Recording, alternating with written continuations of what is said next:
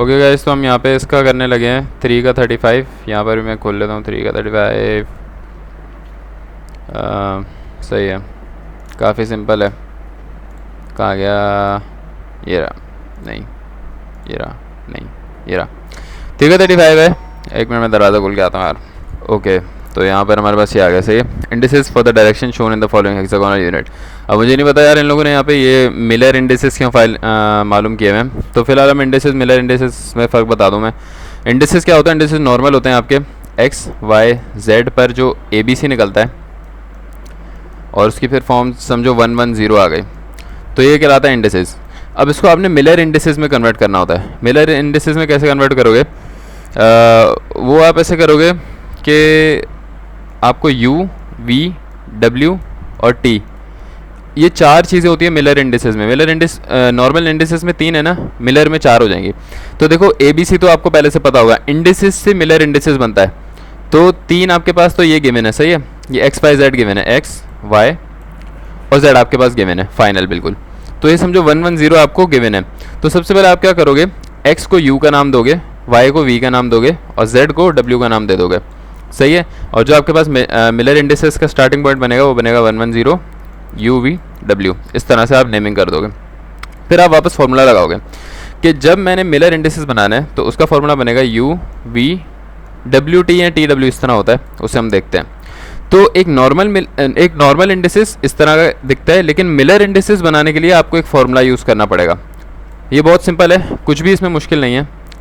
एक इंडिसेस से Miller indices बना रहे हैं हम, तो U से ही हम U बनाएंगे और V से हम V बना लेंगे और W से हम W बनाएंगे और U और V यूज़ करके हम एक नया जनरेट करेंगे T।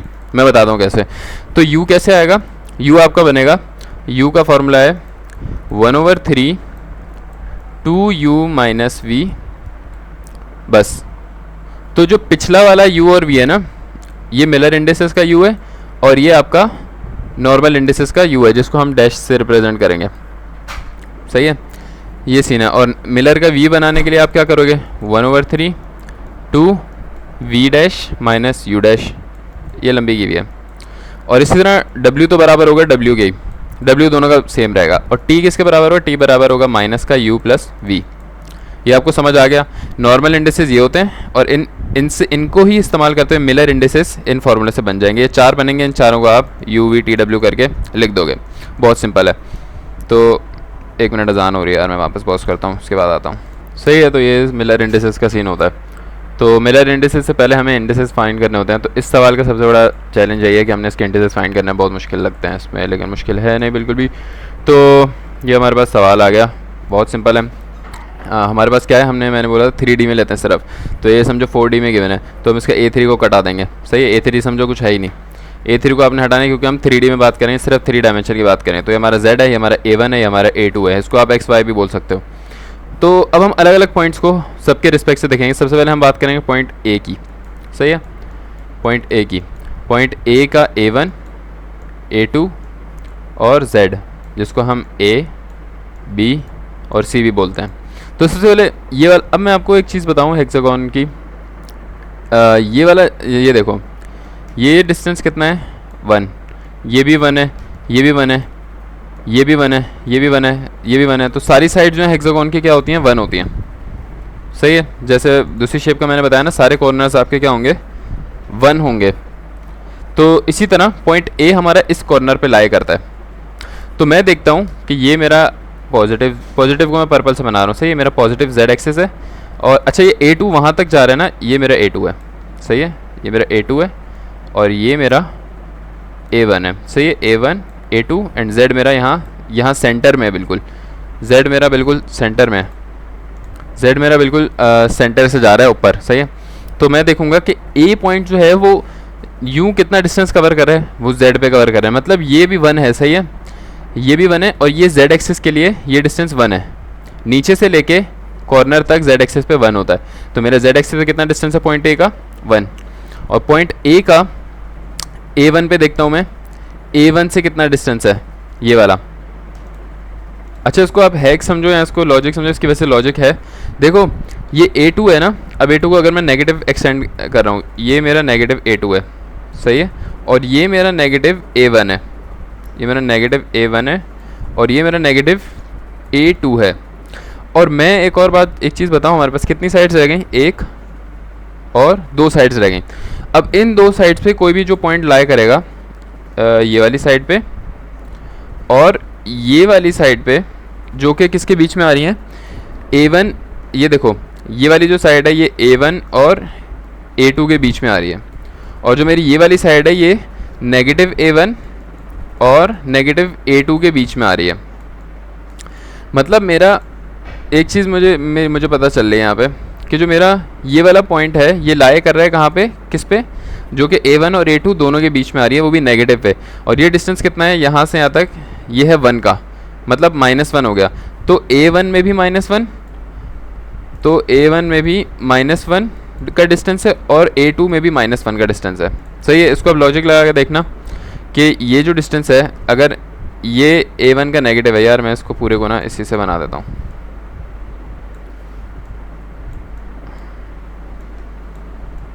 ये A1 का नेगेटिव है और ये A2 का नेगेटिव है। सही है। और ये A2 का है और ये A1 है। सही है। अब क्लियर हो जाएगा आपको।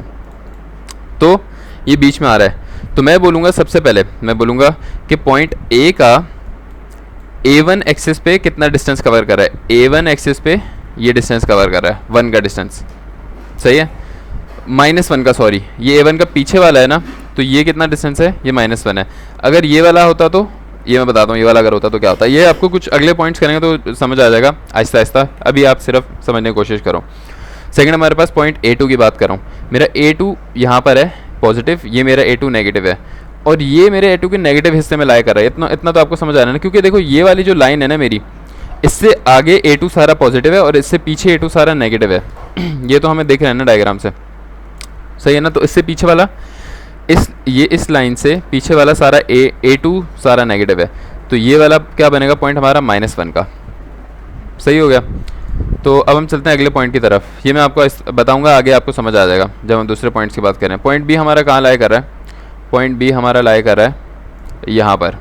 तो यहाँ पर z तो 0 है, आपको दिख रहा है यहाँ पे। तो अगर मैं पॉइंट बी की बात करूँ यहाँ पर, तो पॉइंट बी के लिए मेरा जो z वाला डिस्टेंस है, अगर मेरा यहाँ 0 है और यहाँ पर z मेरा 1 है, तो यहाँ पे b में z तो मेरा हो गया 0। सही है। और ये A1 क्या है, A1 पॉजिटिव 1 और ये A1 नेगेटिव 1, तो मेरा A1 कितना हो गया, -1 और A2 में 0, क्योंकि जब भी आपका पॉइंट उस एक्सेस पे लाई करे, किसी एक्सेस पे लाई करे, तो उससे अगले वाला एक्सेस आपका 0 होगा। ये बात समझ आ गई आपको, क्योंकि मेरा ये A1 पे लाई कर रहा है पॉइंट। अच्छा, ये इसको आगे सिर्फ बताया हुआ है, A1 आपका यहाँ तक है, ये डिस्टेंस 1 है, ये डिस्टेंस -1 है A1 के, फॉर A1 ओनली, A1 के लिए। तो यहाँ पर जो आपको पॉइंट बी लाई कर रहा है, वो A1 आपका -1 हो गया, A2 आपका 0 हो गया, क्योंकि A2 पे ये बिल्कुल भी मूव नहीं कर रहा। देखो, अगर यहाँ मूव करता तो मैं कहता हाँ थोड़ा सा A2 कवर किया, तो और अगर ये पॉइंट यहाँ होता ना, देखो गौर से देखना है, यहाँ होता बीच में, तो ये डिस्टेंस कितना है, ये डिस्टेंस कितना है, हाफ ऑफ A2 है, ये A2 का आधा है ना, तो मैं कहता A2 1/2 है। सही है। ये यहाँ से इस तरह आ रहा है, तो अभी मेरा पॉइंट यहाँ लाई कर रहा है, तो मेरी ये चीज़ें बनेगी -1 0 0। यहाँ पे हम कंफर्म कर लेते हैं पॉइंट बी के लिए -1 0 0। पॉइंट सी के लिए चलते हैं हम, अब आपको ऐसा ऐसा समझ आने लगेगा। पॉइंट सी के अगर मैं बात करूँ तो मेरा पॉइंट सी लाई कर रहा है कहाँ पे, पॉइंट सी लाई कर रहा है यहाँ पर। तो यहाँ पर z तो मेरा हो गया 0, x y z, z तो मेरा हो गया 0। सही है। और मेरा A1 कहाँ जा रहा है भैया, A1 ये रहा, ये A1 है, ये डिस्टेंस 1 है। सही है। और ये भी मेरा डिस्टेंस 1 है A1 के लिए, फॉर A1। तो A1 के लिए हो गया 1, ये आ गया A1 A2 और ये होगा Z। तो A1 के लिए क्या आ गया, ये भी 1 आ गया। अब A2 की बात करूँ, A2 ये मेरा डिस्टेंस है 1, और A2 में कितना डिस्टेंस इसने कवर किया है, हाफ ऑफ A2, तो ये पॉजिटिव हाफ, तो 1 हाफ और 0, तो आ गया आपका 1 हाफ और 0। सही है। अच्छा, ये आपका मेन वो है, तो आपका आ गया 1 हाफ और 0। सही है। आगे क्या आ रहा है आपके पास, अच्छा ये आपको ये वाला कौन सा मैं वापस बता दूँ, ये थोड़ा आपको तंग करेगा। ये तो आपको समझ आएगा कि यहाँ पे Z 0 है, यहाँ पर A1 क्यों वो है, 1 क्यों है भाई, ये पूरा A1 है, मैंने आपको बताया हर पॉइंट सिर्फ A1 की मैं बात कर रहा हूँ। सही है। ये भी A1 1 है, यहाँ भी A1 1 होगा, यहाँ भी A1 1 होगा, और यहाँ भी A1 1 नहीं, यहाँ A1 1 नहीं होगा, यहाँ पे क्या हो जाएगा, 0 हो जाएगा, क्योंकि ये जो लाइन है ये नेगेटिव ऑफ A2 है, तो यहाँ तो 0 होगा। बस ये अपनी यहीं पे ना अपने इलाके में यहाँ पर A1 जो है आपका क्या होगा, 1 1 1, यहाँ पर भी 1 होगा, यहाँ पर भी 1 होगा, यहाँ पर भी 1 होगा, और यहाँ पर भी 1 होगा। यहाँ पर A1 आपका 0 हो जाएगा। सिर्फ A1 की बात कर रहा हूँ, सब छोड़ दो, सिर्फ इस A1 की बात कर रहा हूँ। यहाँ पर -1 हो जाएगा, यहाँ पर भी -1 हो जाएगा, यहाँ पर भी -1 हो जाएगा, और यहाँ पर भी -1 हो जाएगा, और यहाँ पर 0 हो जाएगा, क्योंकि यहाँ पे A2 है आपका, पॉजिटिव A2 है। ये आपको समझ आया? तो इसी तरह, और A2 का अब देखो, A1 तो हो गया हमारा ख़त्म, और Z कितना हो गया, ये जो Z है Z एक्सिस में कितना था, ये 0.0। अब आप बोलोगे यार A2 में हाफ क्यों आया है? A2 का डिस्टेंस हमें ये देखना है कि यार जो पॉइंट C है हमारा, जो हमारा पॉइंट C है, उसने A2 एक्सिस पर कितना डिस्टेंस कवर किया है। तो A1 पे तो इसने पूरा इतना ही कवर किया है, लेकिन A2 एक्सिस पे देखना, ये जो डिस्टेंस है ये A2 एक्सिस पे कितना कवर हुआ है। तो मैं अगर यहाँ से परपेंडिकुलर ड्रॉ करूँ तो मुझे दिख जाएगा, सही है, ये A2 एक्सिस पे इसने हाफ कवर किया हुआ है।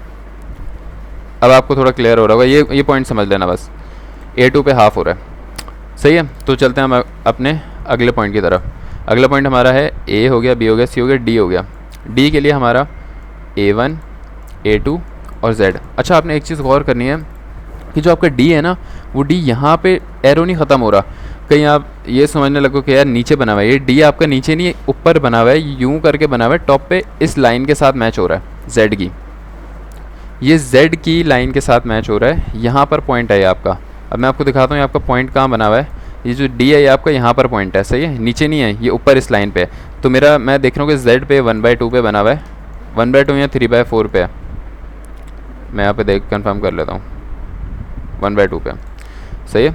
तो मेरा Z कितना बना हुआ है, ये पॉइंट मेरा Z पे 1/2 है, सही है। और यहाँ पर मेरा A1 कितना है, इस पॉइंट पर ये डिस्टेंस कितना है, 1 है।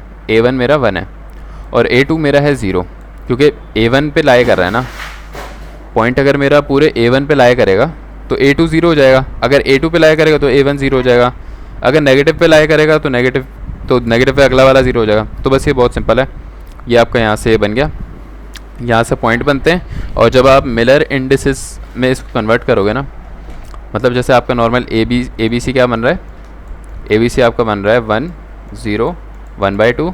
इसको सॉल्व करूँगा जब मैं उसमें कन्वर्ट करूँगा, उसमें हटाऊँगा तो बनेगा 2 0 1, और ये मेरा क्या बन गया, U dash V dash W dash 2 0 1 बन गया, सही है। इसको उल्टा करना ज़रूरी है। अब मैं इससे मिलर इंडिसेस बनाऊँगा इनके अपने फॉर्मूले से, W यही रहेगा और T आपका बन जाएगा और ये सॉल्व हो जाएगा। बस ये इतना सा सवाल है।